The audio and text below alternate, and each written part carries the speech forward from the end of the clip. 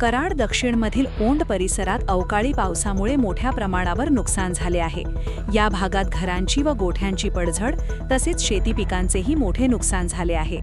या पार्श्वभूमीवर कराड दक्षिणचे आमदार डॉक्टर अतुलबाबा भोसले यांनी शासकीय अधिकाऱ्यांसमवेत नुकसानग्रस्त परिसराची पाहणी केली। तसेच या नुकसानीचे ताबडतोब पंचनामे करून बाधितांना जास्तीत जास्त नुकसान भरपाई मिळवून देण्याच्या सूचना त्यांनी अधिकाऱ्यांना दिल्या।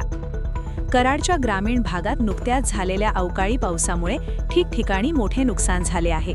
ओंड येथील थोरात मळा आणि शिंदे मळा परिसरात अनेक कुटुंबांची घरे मोठ्या प्रमाणात कोसळली आहेत।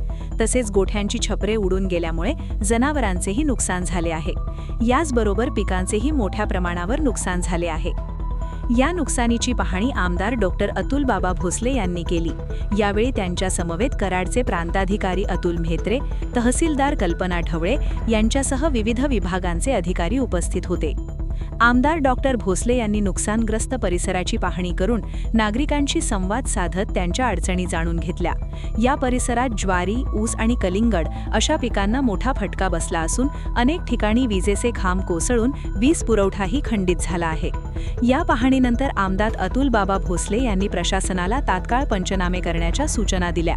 तसेच नुकसानग्रस्तांना लवकरात लवकर मदत मिळावी यासाठी आवश्यक ती कार्यवाही करण्याचे निर्देशही त्यांनी दिले। तसेच महावितरणच्या अधिकाऱ्यांना वीज पुरवठा तातडीने सुरळीत करण्याच्या सूचना देण्यात आल्या।